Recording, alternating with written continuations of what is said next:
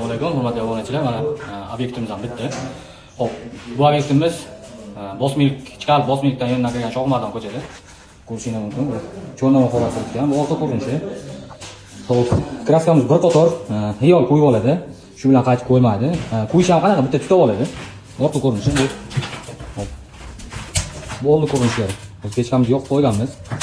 Xo'lasa. Xo'p, bir qator shunaqa bo'lib bitta tutadi, lekin sarg'ayib, qizarib, palaqsa bo'lib ko'tarmaydi kraskamiz. Bir qator qo'yib oladi.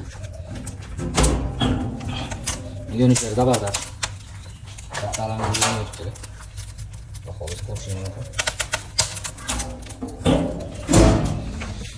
O'qi pechkamiz yoqdimi sizlarga? Yoqdi sizlar. Tavsiya qilaysiz klientlarga? Tavsiya qilamiz.